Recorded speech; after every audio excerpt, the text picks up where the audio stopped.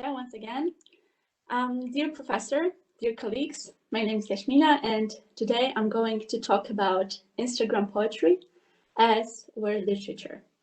I'm going to tell you two stories. From the comfort of our homes, we'll travel to Weimar, India, and Canada.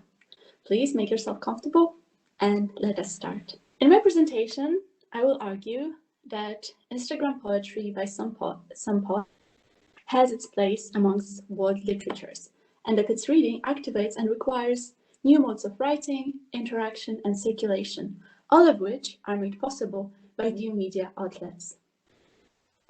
To explore my thesis, I will first give you definitions of the relevant terms. I will then merge them in discussion on Instagram poetry as word literature. We will learn about new modes of reading and the digital competence of transliteracy. You can see where we are in the bottom right corner of your screen. The story begins in the Weimar Republic of 1827. It was a snowy, dark, and cold day, quite like the ones we saw last week. The famous Johann Wolfgang von Goethe and his disciple, Johann Peter Eckermann, were sitting at a fireplace, completely submerged in a conversation. Goethe was telling Eckermann about the books he had just read. Amongst them was a Chinese novel. Eckermann was surprised. "Is it an exceptional Chinese novel?" he asked. Goethe quickly explained. "Literature from all over the world should be read and cherished indiscriminately." And hence the term hitherto, or world literature, was born. Evolved, and a wide body of academic works grew around it. What is world literature now? David Damrosch asks a similar question already in the title of his 2003 book. According to him, world literature is writing that gains in translation. Translation helps the work of literature to circulate to other cultural contexts, but it also enriches its semantic potential. Translation is neither uncreative nor secondary, but rather an inventive and open process of signification and transformation, never quite finished. Bosch's definition seems to be somewhat dominant. I disagree with some of his points. For instance, he says that world literature is national literature that made its way to larger world, or that world literature is both temporally and spatially distant. I think that both of these points are quite reductive. While Damrosch, while his claim that national literature is the point of departure for world literature is somehow central, and from now onwards I will use the term world literatures in plural, Edward Said recognizes the complicated nature of the source of text. According to Said, a text exists in a complex world of affiliations and connections. It is transformed through migrations of people, ideas, cultural capital, and languages. Other scholars, most notably Franco Moretti and Pascal Casanova, highlight the systemic character of world literature, and they reflect on the centrality of Western literary market. Merging the different perspectives, I personally understand world literature as a global form of writing, circulation, and translation, and also reading. It is not a set canon of predominantly Western literary works, even though they have long occupied a very privileged space. Despite its global character, world literatures are not universalizing. Complicated networks of associations, and local, but not necessarily national elements, are the building blocks of world literatures. Spatial and temporal displacements, misplacements, and reconfigurations are conditions for their production and circulation. Once established what world literatures are, or at least we touch the surface, it is high time to define the eponymous Instagram poetry. Instagram poetry, or Instapoetry, is poetry published on social media platforms, and as the name suggests, the main platform is of course Instagram. The platform allows its users to publish pictures, along with text. You can see, of course, sorry, see a picture here and the text somewhere here. There is here, as well as a heart button, which the users can use to support their favorite creators. The Instapoetry necessarily into the specific environment. This poem by Sonia Sabnes, an Indian poet, is an example of how Instapoetry might look like. While I read it, please observe its structure. My heart is no longer heavy with pain. It is heavy with wisdom. It is heavy with strength. It is heavy with self-love. In the course of my research, I have made a list of 5 of the features that most Instagram poems have, and almost all of them are also visible in the poem that I have just shown you. First of all, they're usually written in simple English. They're short, no longer than 10 to maybe 15 lines. They include a visual component. The topics are body image, physical and mental health, emotional experiences, depression, womanhood, experiences of marginalized groups, race, gender, identity, and trauma. Last but not least, the poetry is born digital, meaning created for digital spaces, but often finds its way to bookstore shelves. In their 2019 article, Kate Kowalik and Jen Kerwood view Instapoetry as an experience of writing and reading that relies on the skill of transliteracy. I have written it here.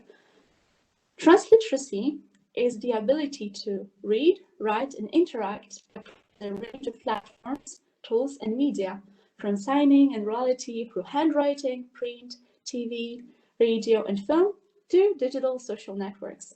Along with digital literacy, the ability to find, evaluate, and compose clear information through writing and other media, transliteracy is the skill necessary to navigate through the increasingly complex world. In my thesis, I said that Instapoetry is word literature. I would like to invite you to see how it is word literature. It is time for our second story. Rupi Kaur was born in 1992 in Indian Punjab. When she was 4, her family migrated to Canada. Rupi began her studies in rhetorics and professional writing. 6 years ago, as a part of her university project, she published a picture of her during menstruation on Instagram. It was very soon deleted by the platform. The photo thematizes the hitherto invisible menstruation and the experience of period in the intimate surroundings of her house. The body experience would soon become one of the central points of her poetry. Kaur authored 3 volumes of poetry: Milk and Honey, The Sun and Her Flowers, and very recently, Homebody. She published her poetry on her Instagram page that surpasses 4 million followers. According to the survey that Emma Watson cites in an interview with Kaur, in 2014, less than 7% of Americans have read at least one poem. Wow. Despite these statistics, Kaur's Milk and Honey sold in more than 2 million copies. Instagram poetry seems to change the course of the development of poetry. It's becoming more and more popular. Kaur's poetry was translated to many languages, which is also one of the reasons of its popularity. Let us take a look at her last poetry book. The original title is Homebody. Homebody is a term used to describe someone whose life centers at home. How accurate during the pandemic. But it can also mean that someone's body is their home, a safe place. The volume was immediately translated to many languages.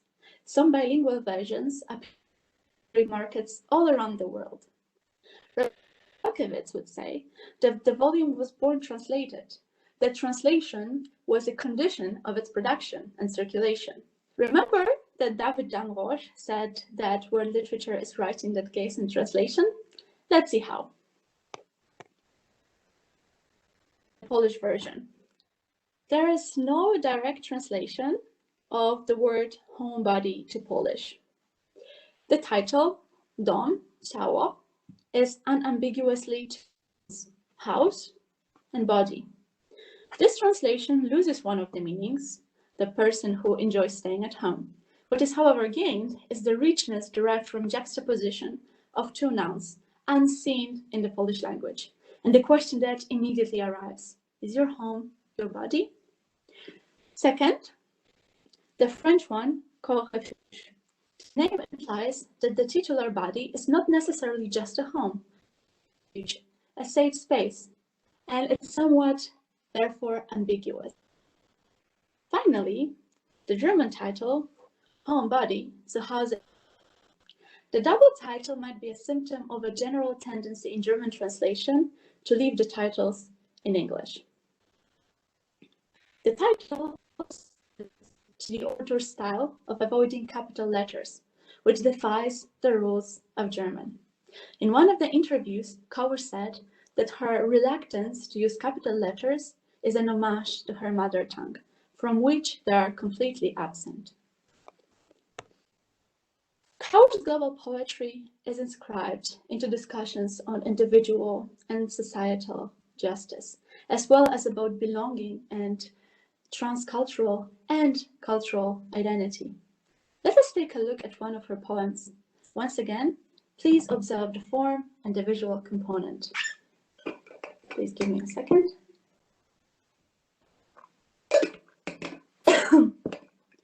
It is a blessing to be the color of earth. Do you know how often flowers confuse me for home? Did you notice the plain language used in this poem? What is also notable is lack of capitalization that we also observed in the German title of the volume. Written in English, the poems are embedded into Indian writing tradition. They derive from it and take from it. They become global by the act of digital circulation. Translated into a wide host of languages, they can be successfully read by nearly anyone. In his book, Marshall McLuhan argues that the medium is the message. What message does the medium of Instagram constitute then? Due to its accessibility, Instapoetry attracts very wide audiences. Even though Instapoetry is quite often published as physical books, the medium of Instagram makes it easier to target specific audiences, build a fan base, or study the market. I am sometimes skeptical about the value of Kauer's poetry, especially when it comes to its simplicity. I do not, however, want to be the gatekeeper of literature and poetry.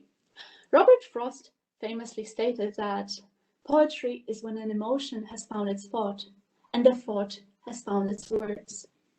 Now, Kauer's poetry is not Frostian, but it does convey a wide host of emotions. Her poetry is seen as therapeutic. She found a soothing language and audience that cherishes it. The imperfect Instagram poetry is a global phenomenon. For its accelerated circulation and the creative process of translation, it has the capacity to reach an unprecedented number of readers. Reading Instapoetry requires new skills, transliteracy and digital literacy. I would like to conclude that Instapoetry can be considered literature, any word literature. It has been almost 200 years since Goethe's enthusiastic proclamation of world literature. The world has changed, no doubts, but human curiosity about the world and the need to stay connected with others have prevailed. Now, I would like to thank you, especially to the organizing team, who did a great job just before the presentation when we had technical problems. Thank you, Marie, for providing the design guidelines. Hope for better ones. If you want to talk about the topics, please do not hesitate to scan the code that you see to the left. Another code would take you to the list of references. You can take a screenshot now and share them later. This is my list of references. It's quite long, so last chance to scan the code. my pictures, and now I'm ready to answer questions should they appear. Thank you.